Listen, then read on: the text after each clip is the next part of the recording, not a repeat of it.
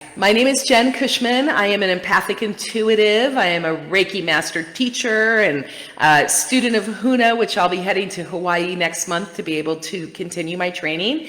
And I am also certified in neuro-linguistic programming, mental emotional release, and hypnotherapy. So what I am doing in this Magic Mondays and what I have been doing through January and February is I've decided that I really wanted to go for a little bit of the brainier topics. I wanted to go for the mental topic and the emotional as opposed to more of the spiritual or, my favorite woo-woo or my other stuff out there. And one of the things I really wanted to do is I want to do a series on emotional intelligence or EQ. And that's what I've been working on, is doing things on that.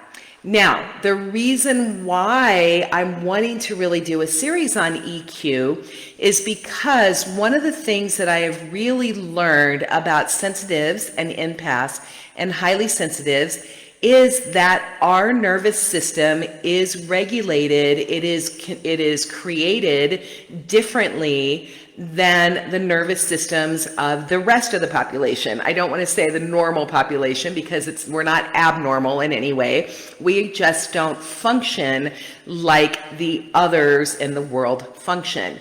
And there are scientific studies. There's a lot of research that's being done on high sensitivity.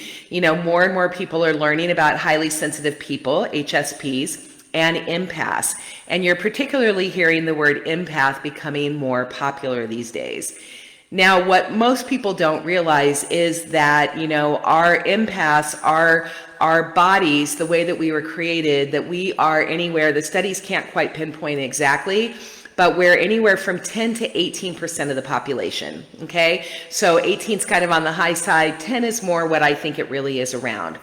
And one of the things that happens is because we are such natural feelers, our nervous systems were actually created to have the spidey senses, because way back it was really, really important when we lived in tribes to have highly sensitive people around, because we were the ones that could unconsciously sniff out danger. We knew when danger was coming. So we were really revered because we were the early warning systems. So we have evolved, technology has evolved, commerce has evolved, other things have evolved, and, the highly sensitives, you hear different things, these days, particularly growing up. I heard things like, stop being so sensitive, suck it up, buttercup, stop crying, all those kind of things. And so it led me on a path to really understand what this is. And back to emotional intelligence is what I'm really learning from a neuroscience perspective, what happens to our bodies when we are dysregulated, when our nervous systems get dysregulated, which means that we feel like we're on hyper attack or we're on hyper sensitivity. It can be confusing. It can be hard for us. It can be difficult. Okay. So the series of emotional intelligence is really to do a couple of things for my healers and feelers out there. It is really to help you understand how important our emotions are, how our brain is affected by our emotions, and how it affects our bodies, and how we can control it and we can regulate it. Cool? Okay, that's the purpose of my talk. So that's what I'm doing right now. So one of the things that I wanted to talk about today that I thought was going to be really interesting, and something I have struggled with, and I don't know if you guys have struggled with this or not, but this is really about feedback and criticism. So in my childhood, I was so sensitive, and I had some gunk in the pipes, some stuff, some limiting beliefs, some other things that were taught to me during my childhood that, I had this worry and this fear of not being good enough or not doing it right, which led to perfectionism and led to a bunch of other things for me as coping strategies and coping patterns. And so one of the things that was happened is if anybody tried to give me any kind of constructive criticism or any kind of feedback, I would just start bawling. I would just like lose it and completely and totally start bawling. And I took it so personally. Like I took it that they meant they didn't like me, or that I wasn't good enough for them, or I was doing something wrong. And I was the harshest critic on myself than anybody could be on me. And it really didn't serve me. There were some things in there that were limiting beliefs and limiting decisions, and it wasn't helping me grow as a person. And so today I really want to talk about constructive criticism and how to give it. Well, first of all, how to accept it, and then how to give it. Okay? So if it's cool, send me some hearts, because I need to know you guys are here since I started off on a rough start. But if this is cool with you, just give me some thumbs up and let me know that you're hanging with me today on my talk, okay? Okay. So before I talk about this, one of the things I want to bring up for you as a visual or as a metaphor is I want you to think about raw stones, right? Semi-precious stones or precious stones. Now, I don't know if you guys have ever seen what a raw ruby looks like, or a raw emerald, or a raw diamond, or any of the raw stones. I have the fortunate experience that I get to go to Tucson, the Gem and Mineral Show, every single year. I used to go all the time and worked it, where I worked the jewelry shows, and I would teach jewelry and do booths and sell there and do other things. So it was always a big work experience for me. And in the last couple of years, I've had less and less work there, but I still go because I go to purchase crystals or stones or other things for my classes. I have had the privilege of seeing raw diamonds, like giant raw diamonds that are about the size of a baseball. And it's pretty amazing to see a raw diamond or raw rubies to it, because they're kind of unattractive. They're not very pretty, to be honest. And it's really the stone cutter and the talent of the stone cutter who's able to take the tools and then the polishing machines and all the other things that take these precious stones and make them faceted and cut them into the shapes and the things that we love using, right? So when you go to the Tucson show and you go there and you look at everything else, you are going to pay a lot more money for a perfectly cut diamond or a perfectly cut ruby than you are for the raw stone. Okay? Now, why is that important? Because we are all raw diamonds. Okay? We are. None of us are perfect. As human beings, we are incredibly fallible. We have our quirks, we have our stuff, we have so many things, We are full of emotions, we are full of opinions, we are, we are just human beings. And we are all diamonds in the rough. We really, really are. And we're diamonds in the making is what we are, right?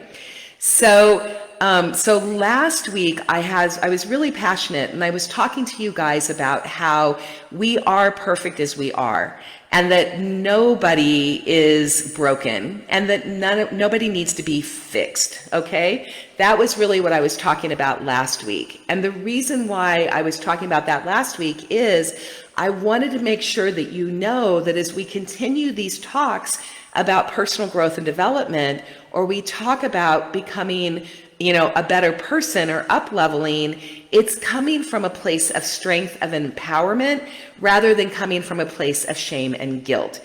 If you think you're broken, then you're not going to be able to accept constructive criticism really well, right? If you think there is something inherently wrong with you, when somebody points out something that you're doing that is not in your best interest because you have a blind spot, because I have a blind spot, then we're not going to take it very well, because we're not going to take it in the way it is meant to be taken. So always in Magic Mondays come from a place of empowerment. Okay, so the diamonds. So what I want to talk about is the diamonds. So we are all begin with diamonds in the rough, and then throughout life we have things happen to us, right? And we have life, which is basically our diamond cutter. I like to think of the artist or whatever, the creator, source, whatever whatever we want to call it, God, goddess, any of that. I'd like to think that source is a giant artist, right? Just this amazing artist of energy. And he, she, it, whatever it is, takes its tools and it starts making cuts on us, right? It puts us under pressure sometimes. Diamonds are formed under great pressure. It is how we grow and change. And so what happens is the way we look at life. So let's say that I am walking around and I'm a diamond in the rough and I'm just having a good old time, and all of a sudden, boom, life hits me and it comes out and a piece of me falls off, right? So a big old slab of my diamond just falls off. And I can look at myself and I can do one of two things. I can either look at that and be like, oh my gosh, I'm losing myself. I'm losing all these pieces of myself. And I can pick them up and I can try to put them back together and I can super glue them back on. And I can do all of these things and I can hang on to what I think I am so closely because I'm a diamond in the rough, right? Or I can look at these things as challenges and opportunities to slice off pieces of me that are no longer helping me. Slice off limiting beliefs or things that are just, my blind spots.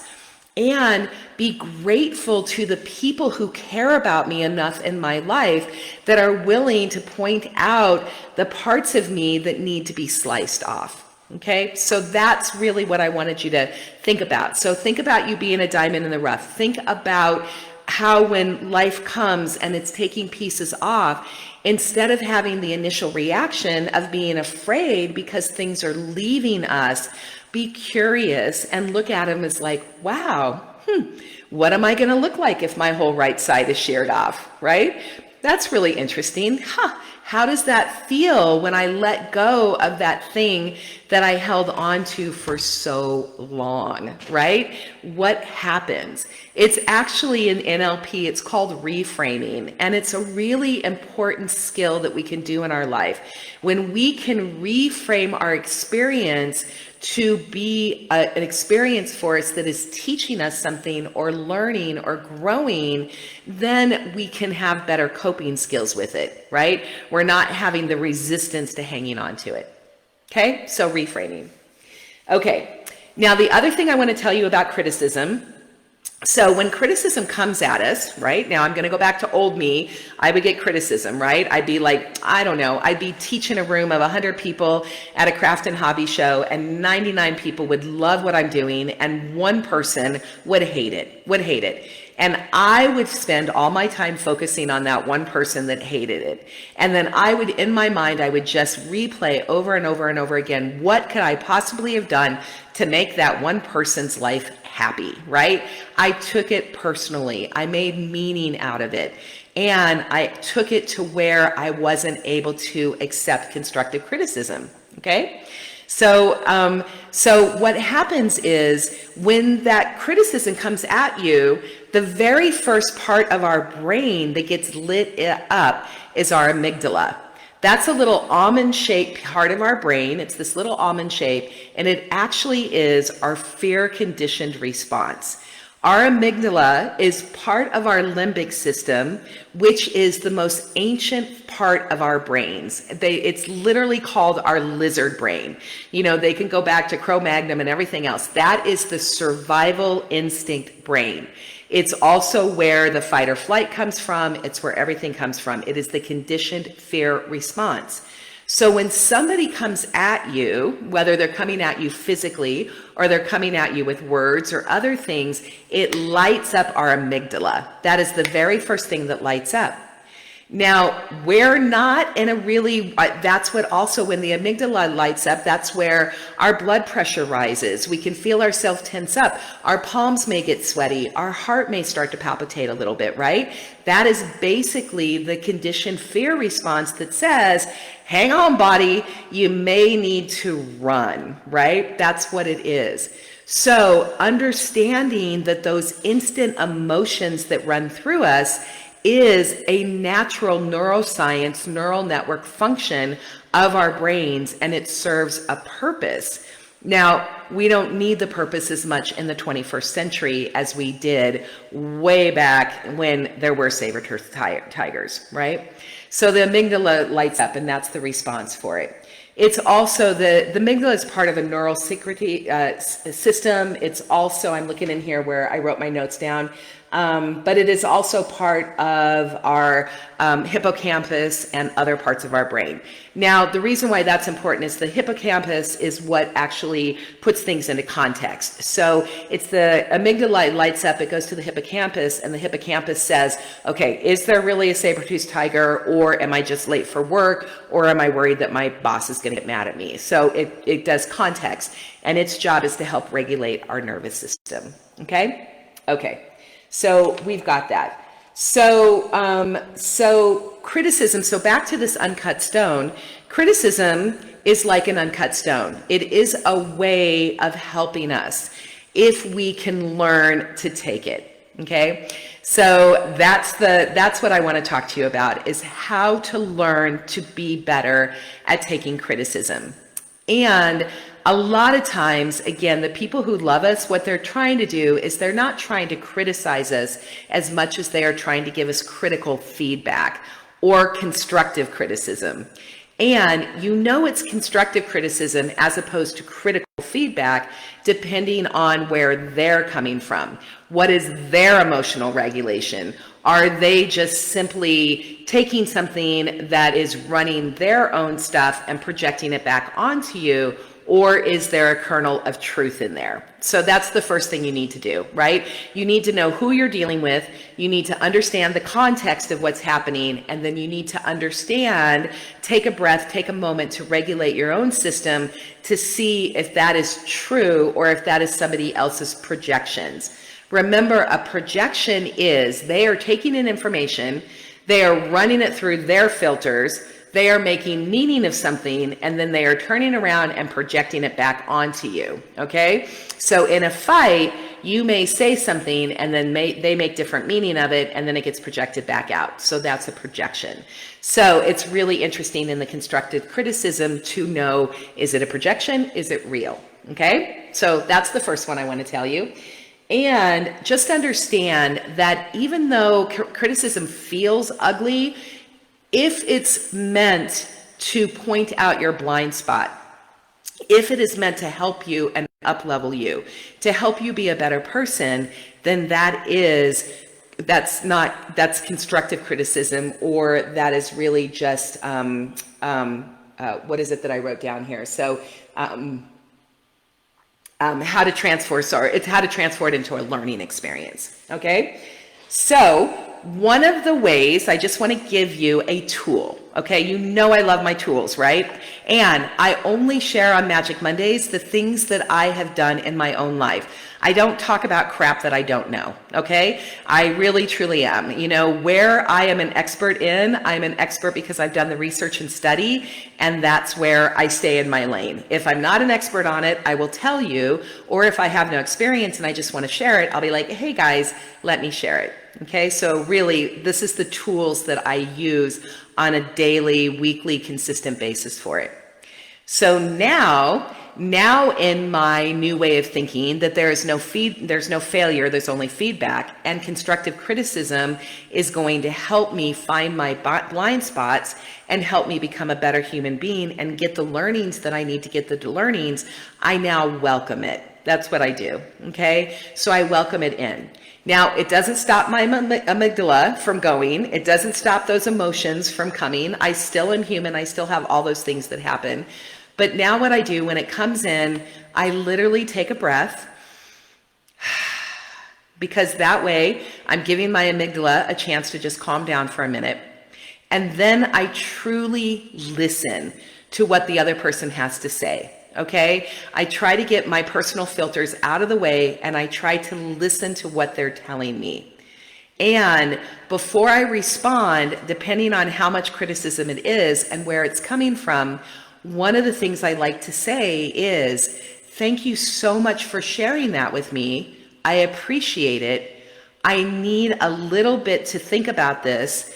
and a few days or a day or two, and I'm going to take it very seriously, and I'm going to think about it, and I will get back to you on it. Okay? It's like literally putting a pin in it. I just put a pin in it, and I just allow the energy to dissipate, and then it allows me to really take the pieces of it that are important for me and to be able to pull it in and be able to do that. Okay? It allows the other person to be heard, for them to say what they need to say. And here's the thing, if they are giving the criticism to make you a better person because they love you, they will be more than happy to give you a beat to think about it. If they want to keep going on and go, if you're doing it and they're just like, want to run it, and they're like, no, you don't need to think about it. We need to have this discussion now. I have to tell you, there's some garbage in there. There's some gunk in there, and there's probably some projection going on with the other human being, okay? So if they're not willing to take a breath as well, you need to look at what's happening there. If they're willing to take a breath, then that's a very good sign that you are on your way to getting a good learning, okay? Awesome. So the other thing, I'm just turning over my notes really now. So the other thing I want to tell you is, after I've separated from that person and that human being, and I'm able to take some time to myself, I ask myself 2 questions, okay? These are really important. The first question is, I say, putting my personal feelings aside, okay? Putting my personal feelings aside right now, what can I learn from this perspective? Okay? This is a different perspective. They are giving me a perspective that I am not aware of, or maybe that I'm aware of, but I don't see it through the same filter and the same eye that they see it. So what is in this perspective that I can learn from? Okay? And then I will write that down. I will actually sit down and I'll write it down. Not always. A lot of times, if it's just no big deal, I'll just kind of process it and go through it. Other times, if it's something like, let's say it's a conversation between me and my children, and I'm practicing conscious parenting, or it's between my husband and I, and we're not wanting to have a fight, but we're in the middle of things. We're working our business together now, so we're doing soul storing retreats together, and we've had a number of these conversations where both of us have had to stop for a minute, take the constructive criticism, figure out what is it, where's our blind spot, what we're learning, and where do we need to go from there, okay? And then the other thing I'll ask myself, once I can calm down and I get out of my amygdala and I get into my reasonable thinking brain, which is my prefrontal cortex, that's where we move from just raw emotion and our lizard brain, and we move into our more rational thinking brain, where we can make more rational decisions in our prefrontal cortex. When I can do that, then I will move into it, and I will actually ask myself, and a lot of times I'll write it down, okay, how can I improve from this feedback? You know, what is my responsibility in this? Where do I need to take responsibility? What's not my responsibility? What's their projection? What's their stuff? What's mine? Which, you guys, as an empath, it is so important to ask, what is mine? Because we're feeling all the feels and you don't know what is yours or what's not. What is mine, and what can I learn from the situation? Okay, so hopefully those tools are helpful to you. They're hugely helpful for me, and they've made it so much easier for me to be able to take constructive criticism. And also, I've done the work. I've talked to you guys about my breakthrough sessions. I've talked to you about the work, so I don't have those limiting beliefs anymore, those I'm not good enough beliefs, you know, the I can't do it right beliefs. Those things, those decisions that I made as a childhood, they're literally gone, okay? They just don't affect me the same way they used to affect me. So because of that, it's like I got new glasses. I got to clean off the old glasses, and I get to put on new glasses, and I'm able to see feedback in a much healthier way now, okay? And then the last thing I want to tell you, and I'll pull cards on the flip side of this, and I may do another one down the road on it a little bit longer, but in addition to receiving feedback, it's incredibly wonderful if you can give feedback, constructive feedback, to those people who you love and you want to see them up level, and when you can point out their blind spots to them.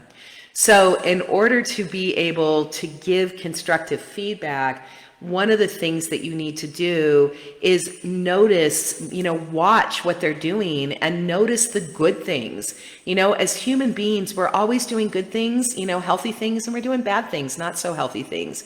So if you can be the person who notices when they're trying, when they're working, when they've gone the extra mile, if you can point out those positive things to them more often without the constructive criticism, when the time comes up that you need to point out your blind spots to them, they're more receptive to you because you already have rapport with them, you already have communication with them. So therefore, they're more willing to hear the hard things because they've heard so much positive things from you. Okay. I do a lot of positive parenting. It's really a major thing as my conscious parenting is I really try to notice when my kids are doing things right and when I'm really proud of them, and not just for grades. I'm proud of them for when they go out of their way for each other. I'm proud. I make sure I say to my husband, when he does things that are kind for me, I point those kind things out and I say them because it helps our bond and our communication. So that's the number one. And then the other thing about constructive feedback is that you go ahead after, you tell them the good things, you point out the behaviors that you think is not serving them and do it in much more of a factual way. Okay. So it's just like, hey, the other day you were doing this at work and I noticed that you had this response to this person and it caused, X response. What was going on at the time? Is there, how were you feeling at the time? How are they feeling at the time? Before you need to get in there, see if you can have a little bit of a discussion.